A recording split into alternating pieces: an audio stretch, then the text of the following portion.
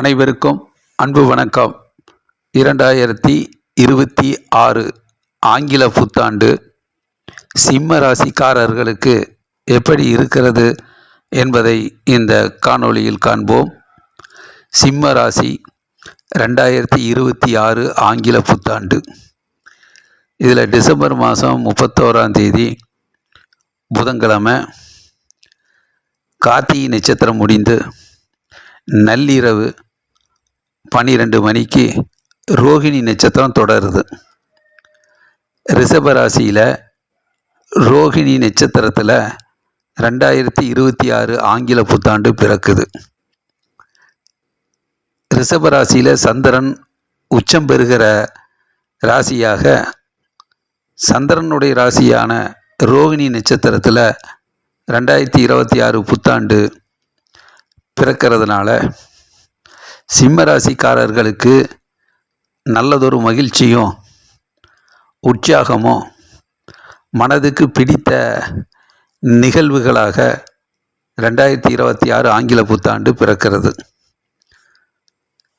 இதில் சிம்மராசிக்காரங்க சூரியாதிபதியினுடைய நட்சத்திரம், தந்தை ஸ்தானாதிபதியினுடைய நட்சத்திரம், ஒரு அறிவாற்றலில் சிறந்து விளங்கக்கூடிய, தலைமை பதவியை வழிநடத்தக்கூடிய, ஒரு மன்னருக்கு யோசனை சொல்லக்கூடிய, அரசு அனுகூலங்களை பெறக்கூடிய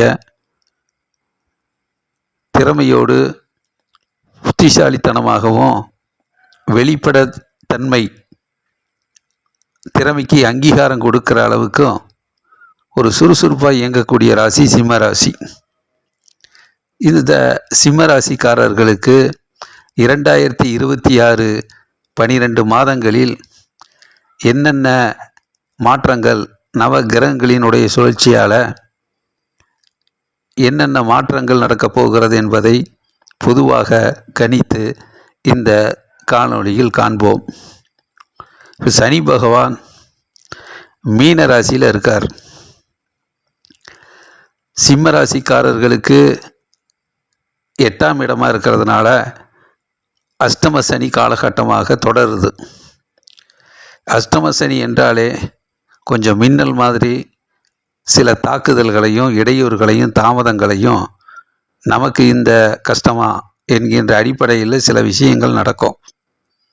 அதை வருட துவக்கத்திலேயே அதை சந்தித்து எதிர்ப்புகளை எல்லாம் முறியடித்து எதிர்நீச்சல் அடித்து வெற்றி என்னும் கரையை தொடுவதற்கான தன்னை தயார்படுத்தி கொண்டு விட்டார்கள்.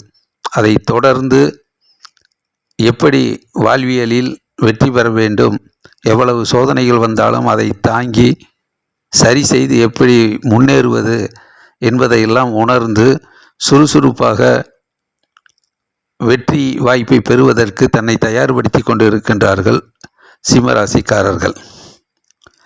அதில் 8ஆம் வீட்டில் சனி இருக்கிறதுனால சிம்மராசிக்கு 6-7 குடையவன் 8இல் இருந்தாலும் அதிக தாக்கத்தை ஏற்படுத்த மாட்டார் என்பதாலும் இருந்தாலும் சனி பகவானினுடைய கெடுபலன் அதிக முறையில் தாக்கம் ஏற்படாதவாறு சனி கிரகத்தினுடைய வழிபாடுகளை இந்த நேரத்தில் அதிகப்படுத்தி சனிக்கிழமை தோறும் நவகிரக வழிபாடுகளையும் இரவு நேரத்தில் எள்ளு தீபமேற்றி வழிபாடு செய்வதிலும் காகத்துக்கு உணவு வைப்பதிலும் ஒரு முறை திருநள்ளாறு சென்று வருவதிலும் சனி பகவான் வணக்கத்துக்குரிய கிரகமாக அருள் பெற்று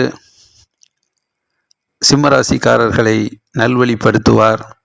ஆகவே சனி கிரக வழிபாடு எடுத்துக்கொள்வது சிறப்பாக இருக்கும்.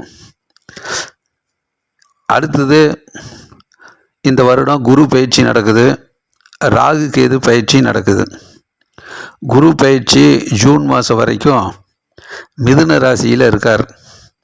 சிம்ம ராசிக்கு 11ஆம் வீடாக இருக்கிறதுனால லாபஸ்தானத்தில் குரு பகவான் தொடர்ந்து நிறைய வருமானத்தையும் ஊதிய உயர்வையும் வேலை வாய்ப்பையும் செல்வாக்கையும் கொடுத்து கொண்டு இருக்கின்ற காலகட்டம் தொடருது. ஆகவே வியாழந்தோறும் குரு பகவானை வழிபாடு செய்து சாமந்தி பூ போட்டு வழிபாடு செய்து குரு அருளை பெற்று பொருளாதாரத்தை மேன்மையடைய செய்வதிலும் கண்ணும் கருத்துமாக சிம்மராசிக்காரர்கள் இருப்பது நலம். அதில் 11ஆம் இடம் லாபஸ்தானத்தில் இருக்கிறதுனால ஒரு நல்ல லாபம் இருக்கும். வியாபாரத்தில் வெற்றியும் லாபம் இருக்கும். நிறைய ஆர்டர்ஸ் கிடைக்கும்.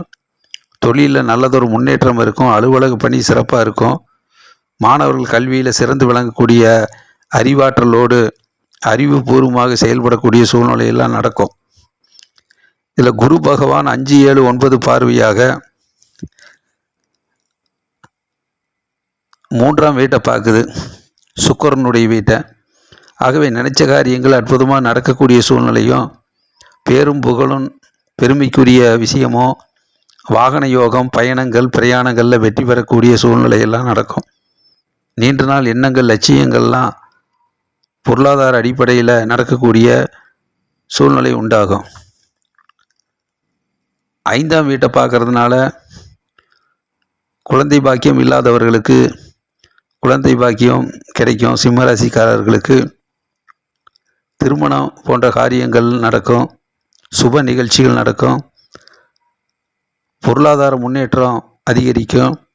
குழந்தைகள் வாரிசுகளுக்கு தேவையான வசதி வாய்ப்புகளை உருவாக்கக்கூடிய சூழ்நிலை உண்டாகும். வீட்டில் கணவன் மனைவி நல்ல ஒற்றுமையும் நல்ல ஒரு புரிதலும், அவர்களுக்கு தேவையான பொருளாதார மேம்பாடும், குடும்பத்துக்கு தேவையான பொருளாதார முன்னேற்றமெல்லாம் ஒரு நல்லதொரு புரிதலை நோக்கி செல்லக்கூடிய காலகட்டம் இருக்கும். அதே நேரத்தில் ஜூன் மாதம் குரு பயிற்சி வருது. கடகராசிக்கு உச்சநிலை பெறுகிறதுனால சிம்ம ராசிக்கு 12ஆம் இடம் விரயஸ்தானமாக இருக்கிறதுனால செலவுகளும் இருக்கும். வரவுக்கேற்ற செலவு இருக்கும்.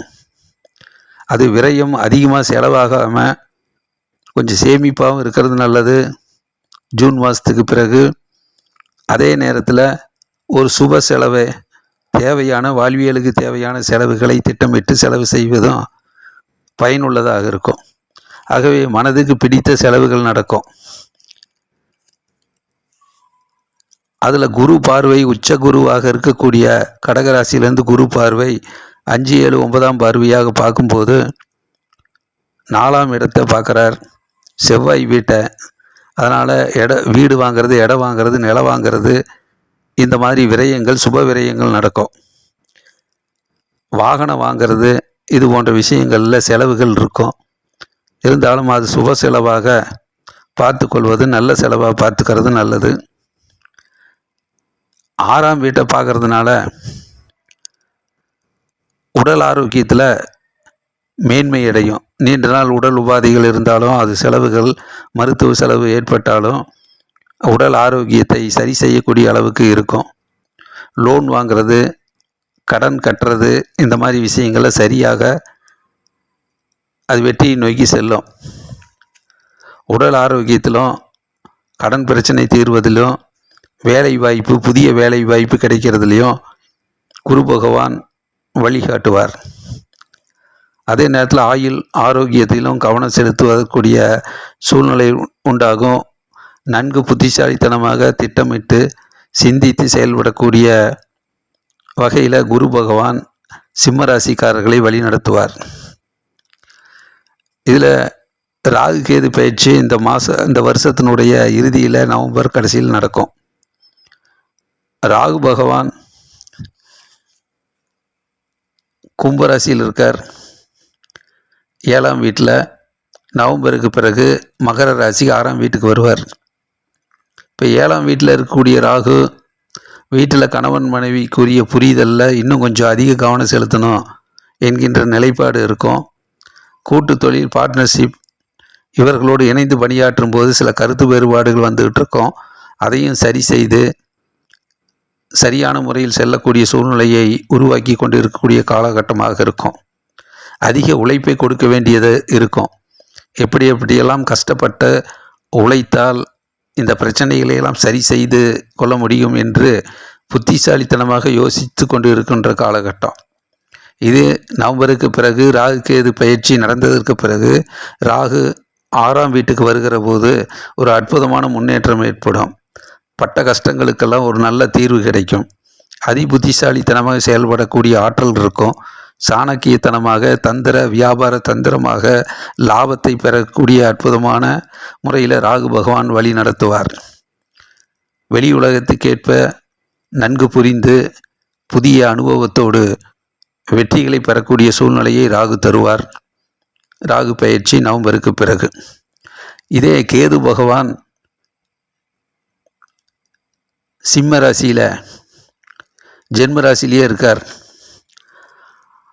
அவர் கேது பகவான் நவம்பருக்கு பிறகு கடக ராசி 12ஆம் வீட்டுக்கு செல்லுவார். இப்போ ஆன்மீக சிந்தனையும் கடவுள் பக்தியும் புதிய புதிய சிந்தனையும் கொடுத்து கொண்டு இருக்கிற இந்த காலகட்டத்தில் நவம்பருக்கு பிறகு அது 12ஆம் வீட்டுக்கு செல்கிற போது இன்னும் ஆன்மீக பயணத்தில் நிறைய செலவுகள் செய்ய வேண்டியது இருக்கும். பல இடங்களுக்கு சென்று புதிய ஞானத்தை பெறுவதற்கும் அறிவாற்றலை தெரிந்து கொள்வதற்கும் கொஞ்சம் அதிக உழைப்பை கொடுக்க வேண்டியது இருக்கும். பல இடங்களுக்கு சென்று புதிய புதிய அனுபவங்களை ஞானத்தை பெறுவதற்கும் ஆன்மீக பயணத்தை மேற்கொள்ளக்கூடிய அளவுக்கு இருக்கும். இதில் சூரிய பகவான் ஜனவரி மாதம் 15ஆம் தேதிக்கு பிறகு சிம்மராசிக்காரர்களுக்கு இந்த வருட துவக்கத்திலேயே ஜனவரி 15க்கு பிறகு நிறைய மாற்றம் நடக்கும். எதிர்ப்புகள் விலகும், கஷ்டங்கள் நீங்கும், உடல் ஆரோக்கியத்தில் நல்ல மேன்மை அடையும், வேலை வாய்ப்பு அதிகரிக்கும். நல்லதொரு முன்னேற்றகரமாக சூழ்நிலை ஜனவரி 15க்கு பிறகு நடக்கும். மே 15க்கு பிறகு தொழிலில் நல்லதொரு முன்னேற்றம் நடக்கும். அடுத்த கட்டத்தை நோக்கி நகர்ந்து தொழிலில் நிறைய ஆர்டர்ஸ் கிடைக்கிறது. வியாபாரத்தை அடுத்த கட்டத்தை நோக்கி நகர்த்துறது, அலுவலக பணியை சிறப்பாக வச்சுக்கிறது, இது மாதிரியான பதவி உயர்வுக்கான சூழ்நிலைகள்லாம் உருவாகும். இதில் ஜூன் 15க்கு பிறகு எடுத்த முயற்சிகளில் நல்ல லாபம் இருக்கும். ஒரு வெற்றி வாய்ப்பு எளிதாக கிடைக்கும். இரட்டிப்பு லாபம் கிடைக்கும். அறிவுபூர்வமாக செயல்பட்டு வெற்றி பெறக்கூடிய சூழ்நிலை உண்டாகும். அனைவராலும் பாராட்டப்படக்கூடிய சூழ்நிலைகள் அமையும். இதில் அக்டோபர் 15க்கு பிறகு நினைச்ச காரியங்கள் அற்புதமாக நடக்கும். மனதில் ரொம்ப நாள் நினைத்த எண்ணங்கள், குறிக்கோள், லட்சியங்கள்லாம் ஈடேறக்கூடிய சூழ்நிலை உண்டாகும். இதனால் பல மனதுக்கு பிடித்த மகிழ்ச்சியும் சந்தோஷமும் கிடைக்கும். பல இடங்களுக்கு செல்லக்கூடிய பயணங்கள், பிரயாணங்கள் வெற்றி பெறும். வாகன யோகம் இருக்குது. அது இந்த காலகட்டங்கள் அக்டோபர் 15க்கு பிறகு ஒரு திறமைக்கு அங்கீகாரம் கிடைக்கக்கூடிய அளவில் இருக்கும். இதில் செவ்வாய் பகவான் ஜனவரி 15க்கு பிறகு பிப்ரவரி மாதம் செவ்வாய் பலன் கூடுறதுனால வீடு, பூமி, நிலம் சம்பந்தப்பட்ட விஷயங்கள் வெற்றி பெறும். வீடு வாங்கிறது, இடம் வாங்கிறது, நிலம் வாங்கிறது, இந்த மாதிரி விஷயங்கள் சாதகமான பலனை கொடுக்கும். பேரும் புகழும் கிடைக்கும். பெருமைக்குரிய விஷயங்கள் நடக்கும். அனைவராலும் பாராட்டப்படக்கூடிய சூழ்நிலை சிம்ம ராசிக்காரர்களுக்கு ஜனவரி 15 பிப்ரவரி காலகட்டத்தில் நடக்கும். முருகனுடைய அருளால் நிறைய நல்ல விஷயங்கள், பெருமைக்குரிய விஷயங்கள் நடக்கும். இது டிசம்பர் மாதம் 2026 கடைசியிலையும் பூமி யோகம் இருக்குது. பதவி உயர்வு இருக்குது. நல்லதொரு முன்னேற்றகரமான சூழ்நிலை அமைவதற்கு நிறைய வாய்ப்புகள் இருக்குது.